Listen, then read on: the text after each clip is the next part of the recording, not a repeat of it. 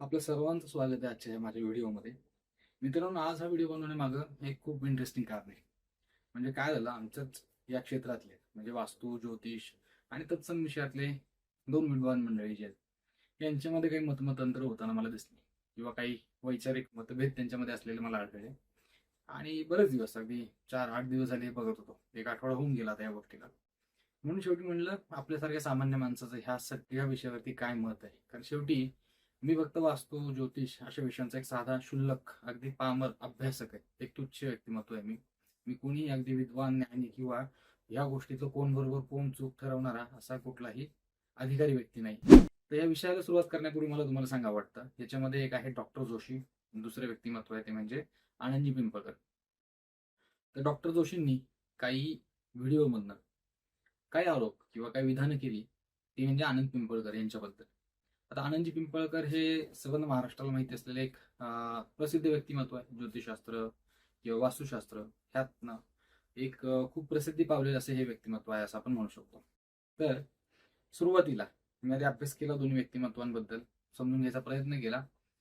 तर युट्यूबवरनं जी माहिती माझ्या हातात आली ना, त्यातल्या काही गोष्टी मी तुम्हाला सांगतो मित्रांनो, की वही म्हणजे मी माझा अभ्यास करून काढलेले काही पॉईंट्स आहेत. सगळ्यात आधी मला सांगायला आवडेल, हे जे जोशी साहेब आहेत, बरोबर? तर या जोशी साहेबांनी जेव्हा व्हिडिओ बनवले आणि ज्या चॅनलवरनी त्यांनी ते प्रकाशित केलेत, तर ह्या जोशी साहेबांचा जो चॅनल आहे तो 11 डिसेंबर 2025 रोजी क्रिएट झालेला आहे. म्हणजे साधारण 2025च्या शेवटच्या महिन्यात त्यांनी या चॅनलची निर्मिती केलेली असावी, असं यावरून लक्षात येतं. आजपर्यंत 37 व्हिडिओ त्यांनी पोस्ट केलेत त्या चॅनलवरनं. 503 त्यांचे सबस्क्रायबर आहेत आणि 90,481 तासाचा ओव्हरऑल व्ह्यू टाइम त्यांना मिळालेला आहे. दुसऱ्या बाजूला आनंद पिंपळकर आनंदी वास्तू हे जे चॅनल आहे, याला साधारणपणे 10,17,000 सबस्क्रायबर आहेत.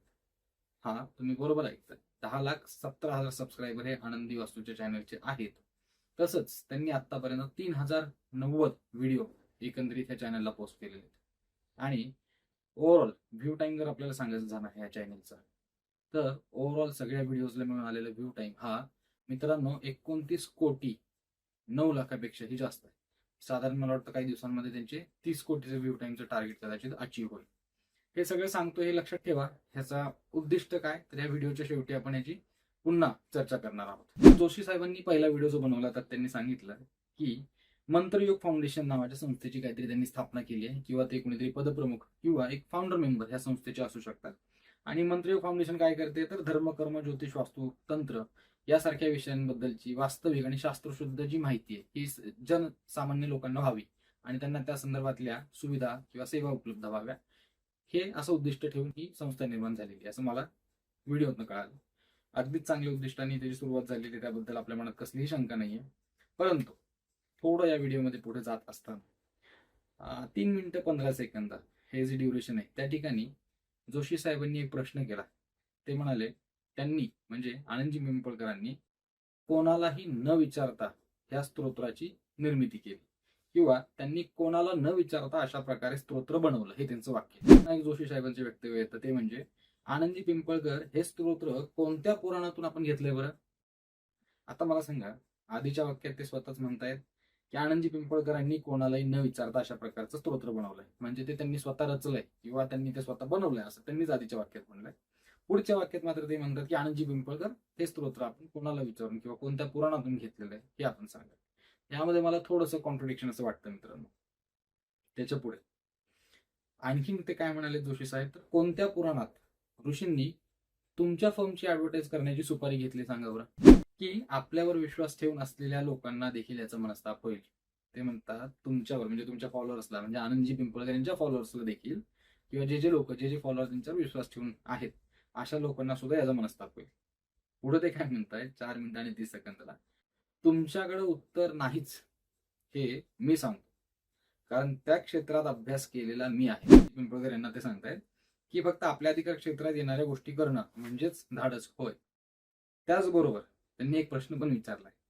5 मिनिटं 39 सेकंद या ड्युरेशनला ते म्हणतात, आपण जे मार्गदर्शन करताय ते देखील असंच आहे का, म्हणजे तकलादू आहे का, असं त्यांना म्हणायचंय की आपण जे लोकांना मार्गदर्शन करताय ते देखील असंच तकलादू आहे का फक्त 2-4 पुस्तकं वाचली म्हणून, असा त्यांचा पुढे प्रश्न आहे. ह्याच्यावरती म्हणजे अगदीच मी काय आनंद पिंपळकरांची वकिली करतोय असं नाही, पण मला एक गोष्ट सांगावं वाटतं किंवा एक आठवते.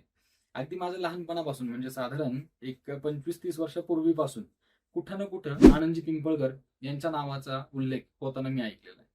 अगदी 2012 सालची गोष्ट, जर मी चुकत नसेल 2012च्या आसपास साम टीव्ही सारख्या एखाद्या प्रख्यात वाहिनीवरती आनंद पिंपळकरांना अगदी प्रतिष्ठित गेस्ट म्हणजे प्रमुख पाहुणे म्हणून एका शो साठी, महाराष्ट्र कॉलिंग किंवा आणखीन एक दोन त्यांचे शो हे वास्तुशास्त्राच्या कार्यक्रमाबद्दलचे झाले आणि तिथं त्यांना त्या सब्जेक्ट मॅटर एक्सपर्ट किंवा त्या विषयाचे जाणकार म्हणून बोलवलं जायचं आणि विविध क्षेत्रातले लोक त्यांना फोन करून आपल्या शंका विचारून त्याचं निरसन करून घेत होते. ही गोष्ट मित्रांनो 2012ची आहे. आज आपण 2026 मध्ये.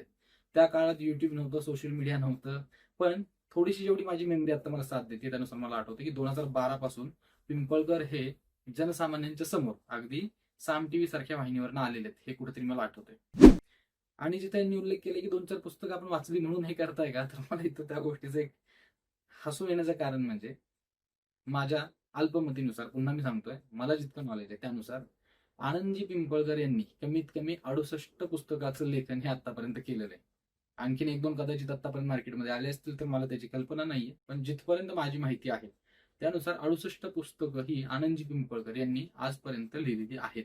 ठीक आहे, इथं सरांचं म्हणणं आहे की आपल्या मर्यादा ओळखून या कार्यक्षेत्रात धंदा करा कारण दुसरं तुम्हाला काही जमणार नाही. तर मला त्यांना एक प्रश्न काय विचारायचा, ही जी कुठली मंत्रयोग फाउंडेशन नावाची संस्था, ज्याचं त्यांनी सुरुवातीला नाव घेतलं होतं, मी जेवढा प्रयत्न केला ह्या संस्थेबद्दल शोधण्याचा मित्रांनो, नावाची कुठली संस्था ही अस्तित्वात असलेली गुगलवरती किंवा त्याची कुठली ऑथराइज वेबसाईट ही तरी आता पाहण्यात येत नाही किंवा ती माहिती कुठेही पब्लिक प्लॅटफॉर्मला व्हिजिबल होत नाही. त्यामुळे माझा त्यांना प्रश्न आहे की मंत्रयोग फाउंडेशन ही जी संस्था आहे ही म्हणजे कुठल्या प्रकारची एनजीओ आहे किंवा गोरगरीब लोकांना मदत करणारी सेवाभावी संस्था आहे किंवा या संस्थेमार्फत कुठल्या कुठल्या मोफत सुविधा, कारण तुम्ही इथं धंद्याचा विषय काढलाय म्हणून मला विचारावं वाटतं की तुमची जी संस्था आहे ही कुठल्या कुठल्या मोफत सुविधा या लोकांना पुरवते, ह्याची जर का तुम्ही माहिती आम्हाला देण्याची तसदी घेतली तर आम्ही खरंच तुमच्या ऋणी राहू सर. शेवटचं वाक्य त्यांचं एक आहे याच्यामध्ये, ते म्हणजे शहाण्याला शब्दाची समज पुरेशी आहे आणि बाकीच्यांना दुसरेही मार्ग असतात. काय म्हणतायत ते, शहाण्यांना शब्दाची समज पुरेशी आहे, बाकीच्यांना दुसरेही मार्ग असतात. मित्रांनो, किती तो उर्मटपणा म्हणजे भाषेतल्या शब्दांची किंवा ही केलेली उन्मत्त विचारसरणीतनं शब्दरचना. दुसरेही मार्ग असतात म्हणजे आपल्याला डॉक्टर साहेब इथं काय म्हणायचं, तुम्ही सरळ सरळ आनंदजी पिंपळकर यांना धमकी द्यायचा प्रयत्न करताय? तसं असेल तर तुमच्या पुढील व्हिडिओमध्ये त्याच्यावर देखील तुम्ही भाष्य करावा अशी माझी तुम्हाला हात जोडून विनंती आहे. आता ज्या व्हिडिओवरून हा सगळा वाद चालू झाला बरं का, तो आनंदजी पिंपळकर सरांचा व्हिडिओ होता. त्यामध्ये त्यांनी काय म्हटलं ह्याच्यावर आपण एकदा नजर टाकू. आनंदी श्लोक मंत्र नावाचं पुस्तक त्यांनी खूप पूर्वी निर्माण केलेलं आहे. तसंच ह्या जाचक, रूढी, परंपरा अशा गोष्टींना कंटाळून आपल्यासारख्या सर्वसामान्य हिंदू लोकांनी हे असले स्तोत्र, मंत्र आणि क्लिष्ट प्रार्थना करणं बंद केलेलं आहे. तर अशा लोकांना ह्या रूढी परंपरामुळं, जाचकाठींमुळं कुठलाही अडथळा येऊ नये त्यासाठी साधे, सोपे आणि सुटसुटीत श्लोक आणि प्रार्थना मी तयार केला. हे सरांचं वाक्य आहे. या श्लोक आणि प्रार्थना म्हणजे दुसरं तिसरं काही नसून काही पॉझिटिव्ह अफर्मेशन्स आहेत. आणखीन ते म्हणतात की सहज ऐकता येतील, म्हणता येतील अशा पद्धतीने त्यांनी त्या श्लोकांनी प्रार्थना तयार केली. मित्रांनो, त्यांनी इथं सरळ सरळ डिस्क्लेमर दिलेला आहे की श्लोक किंवा ह्या ज्या प्रार्थना त्यांनी रचलेल्या आहेत ह्या पारंपरिक किंवा आपल्या ग्रंथपुराणांमध्ये सांगितलेल्या गोष्टींना पर्याय म्हणून नाहीयेत, तर आजकालच्या म्हणजे आधुनिक पिढीला म्हणजे जेनझी सारख्या लोकांना सुद्धा अगदी सरळपणे त्याचा ऍक्सेस होईल, त्यांना ऐकता येतील, ऐकायला सोप्या वाटतील अशा गोष्टी फक्त त्यांनी रचण्याचा प्रयत्न केलेला आहे. आजकालची नवीन जनरेशन सहसा कुठल्या गोष्टीवर विश्वास टाकत नाही. कुठल्याही जुन्या पुराण्या क्लिष्ट चौकटीबद्ध विचारसरणीवर त्यांचा तितकासा विश्वास नाही. त्यामुळे त्यांना समजायला सोपं, त्यांना ऐकायला म्हणायला सोपं पडेल अशा पद्धतीची रचना करण्याचा प्रयत्न हा त्यांनी केलाय असं त्यांचं म्हणणं आहे. तर मित्रांनो, मला सांगा, ह्या पूर्ण व्हिडिओमध्ये कुठेही आनंदजी पिंपळकर यांनी हा दावा केलेला नाहीये की जुन्या आपल्या ग्रंथपुराणांमध्ये दिलेल्या श्लोक प्रार्थना ह्यांना काही पर्याय म्हणून मी त्याला चॅलेंज करतोय असं त्यांनी कुठं वाक्य वापरलेलं नाही. पूर्वीच्या कर्मठ, रूढीवादी आणि पारंपरिक विचारसरणीमुळं बऱ्याचशा जाचक आणि निर्बंध टाकणाऱ्या काही अटी त्याच्यामध्ये असल्यामुळं आपले सर्वसामान्य हिंदू लोक आजकाल पूजा, पौरोहित्य, मंत्र, यंत्र, याज्ञिकी गोष्टी ह्यापासून दूर होत चाललेले आहेत. बरोबर. तर ही संस्कृती कुठेतरी जतन केली जावी, आपल्या सांस्कृतिक गोष्टी कुठेतरी पुढे जाव्यात, ह्या अनुषंगाने त्यांनी गोष्टी थोड्याशा साध्या, सोप्या आणि सरळ सर्वांना समजतील अशा करून सांगण्याचा प्रयत्न करण्याचा त्यांचा उद्देश आहे. मित्रांनो, तुमचं ह्या सगळ्यावरती काय मत आहे? मला तुमच्या सगळ्यांचे विचार हे कमेंटमध्ये जाणून घ्यायला आवडेल. आणि दुसरी गोष्ट, ही गोष्ट इथं संपत नाही, याचा दुसऱ्या व्हिडिओसाठीचा आपला दुसरा व्हिडिओ सुद्धा लवकरच तुम्हाला पाहायला भेटेल. त्यावरती देखील मला तुमच्या सर्वसामान्य लोकांचे मत, तुमचे विचार आणि आपले मुद्दे हे नक्कीच कमेंट्समध्ये ऐकायला आवडतील. तोपर्यंत सर्वांना माझा नमस्कार आणि लवकरच आपण व्हिडिओ नंबर 2 मध्ये भेटूया. धन्यवाद.